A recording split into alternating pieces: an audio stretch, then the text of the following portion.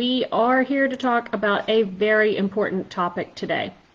It's one that I've seen buzzing around social media a lot lately, um, and that is 504, especially with as it relates to the lawsuit, Texas versus, I'm going to assume it's pronounced Becerra, but I'm dyslexic. I'm very, very not so great with auditory, and I tend to read information rather than hear information. So, um, I think the first thing I want to share and point out is that, I mean, each of us takes in information a little bit differently, and our worldview influences how we take that information in.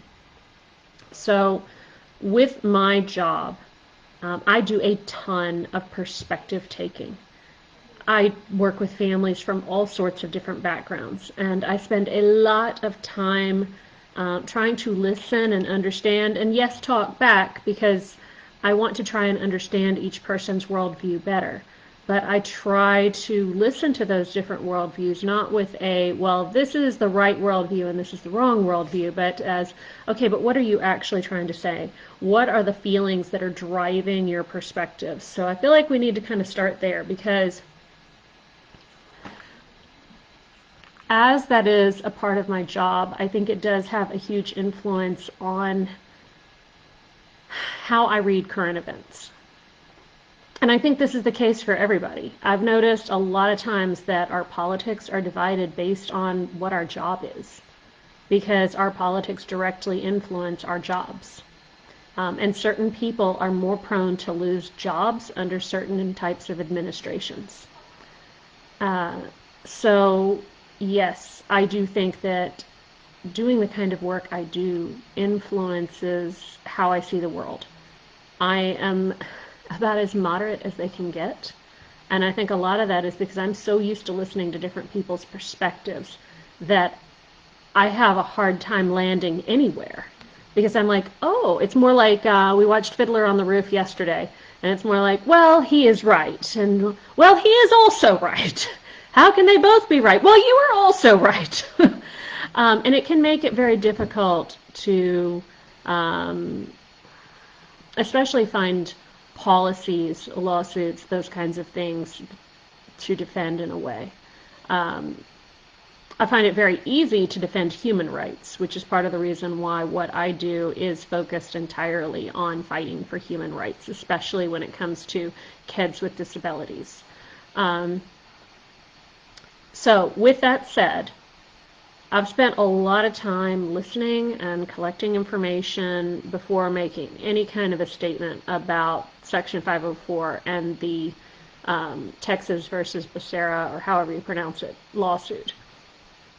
Another thing that I also tend to do is I don't tend to get emotionally involved, especially when it comes to how we make decisions legally, and politically as a country.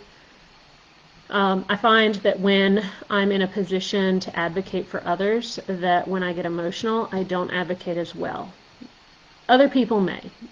I just don't. So what you'll hear from me today is going to be a lot more logic and a lot more perspective taking, and also just looking at what we do now.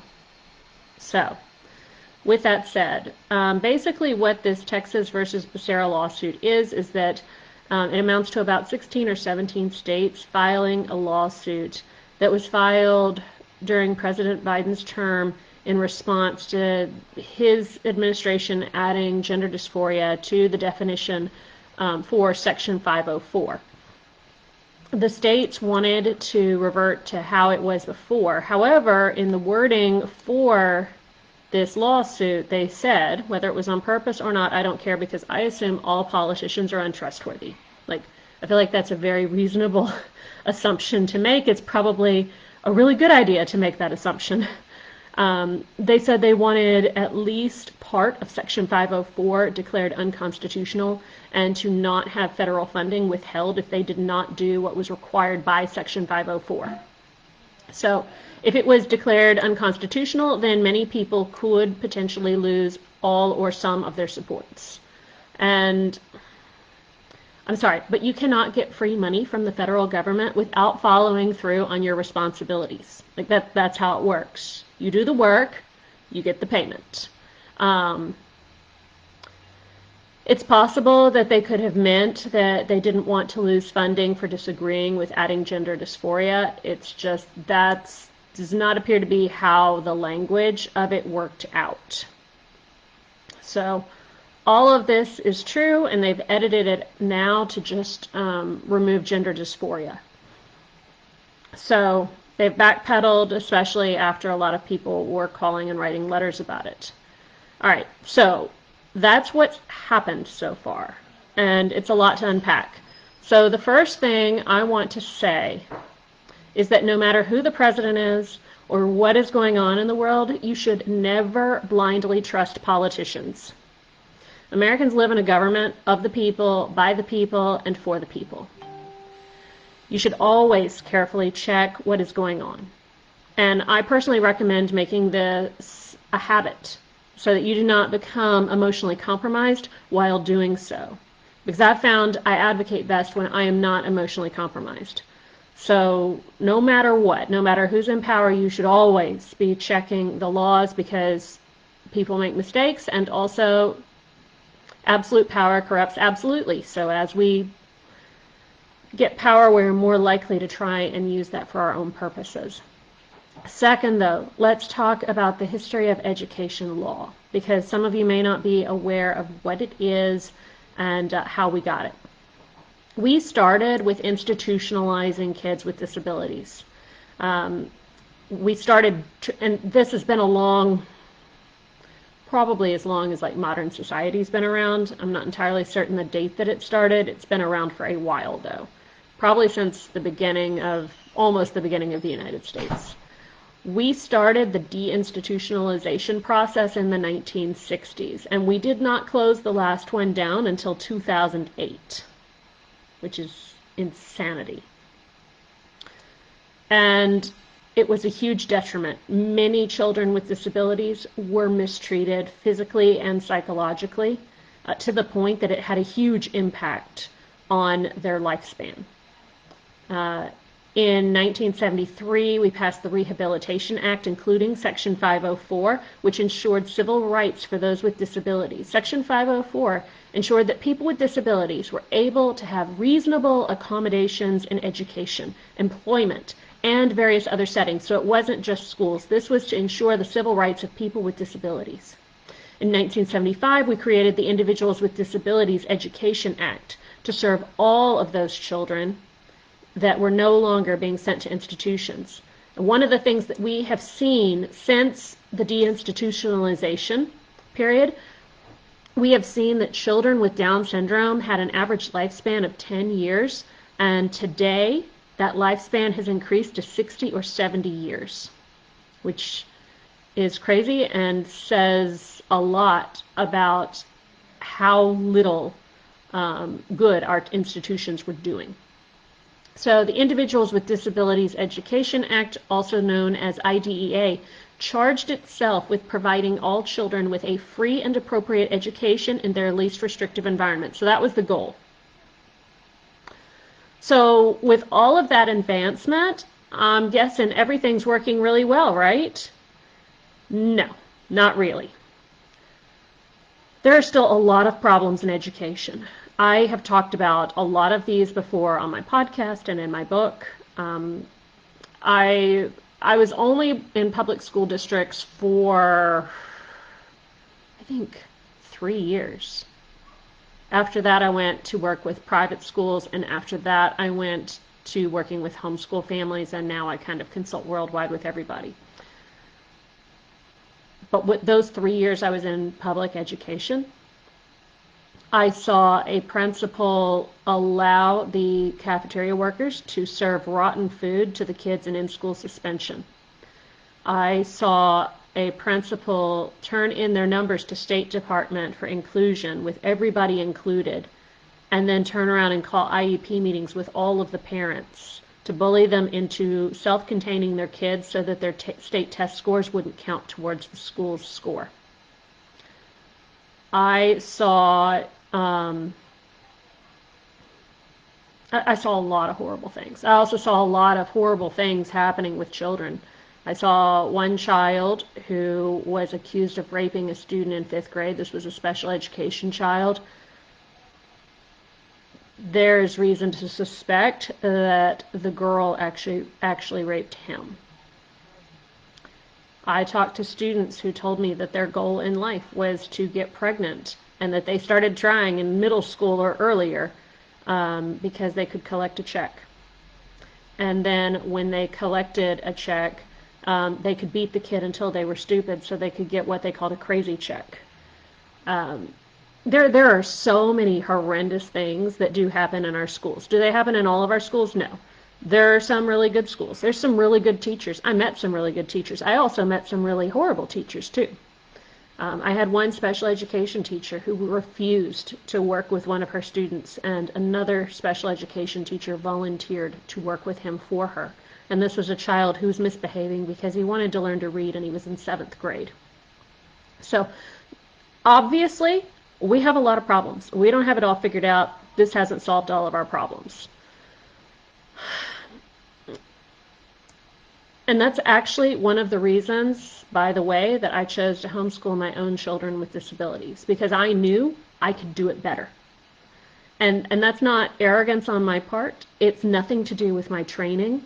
What I have as a parent is I have more one-on-one time, more flexibility with what I can choose to do because I'm not working within a school setting, more creative options available. I can use all kinds of different ideas and options within the community to meet the needs that we have in our home.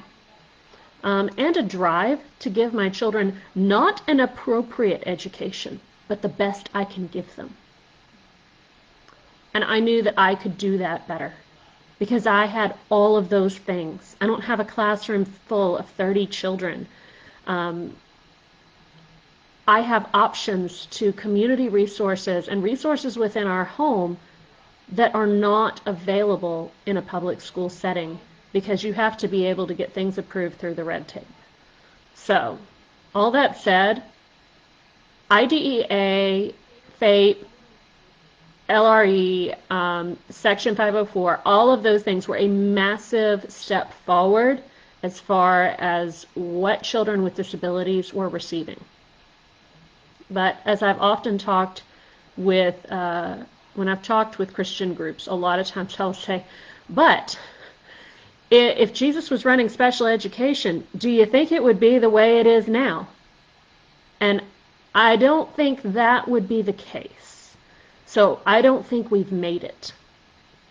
But even with all of these problems, no matter how you choose to school, we do still need federal laws protecting individuals with disabilities. That cannot be left up to the states. We know this because we already tried this with human rights when we made slave states and free states.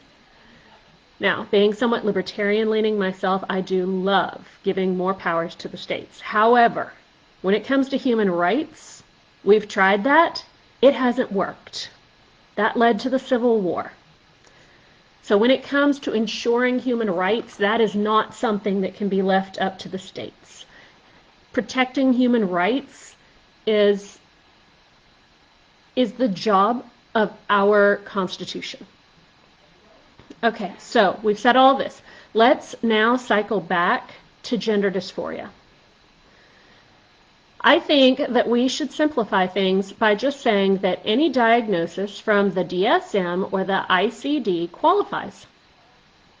That way, it automatically updates as our knowledge and understanding of medicine and psychology advances. I think that sounds much simpler, don't you think?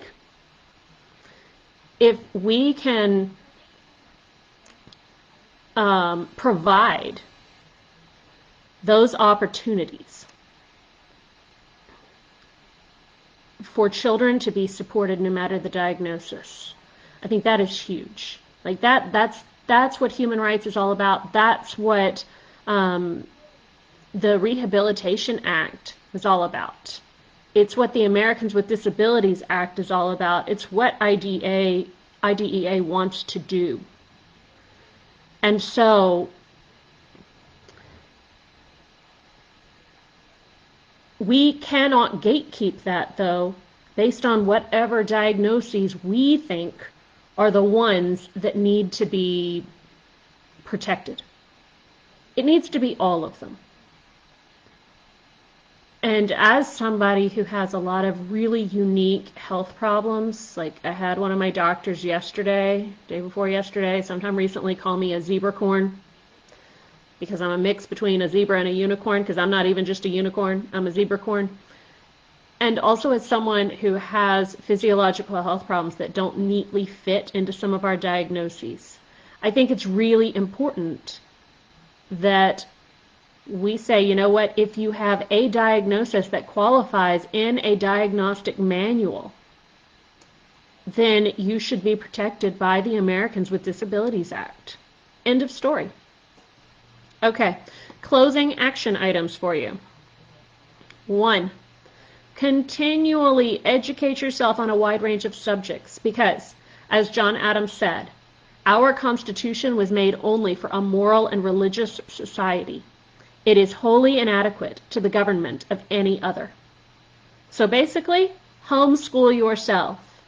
The more we learn as individuals, the better educated we are, in a better position we are to govern ourselves. Self-governing takes work. And if you want to keep it, and you want to keep it well, then we must stop rotting our brains, like in front of Netflix or whatever you do to rot your brain. I mean, not that downtime isn't important. Downtime's important for recovery, but so is continued learning.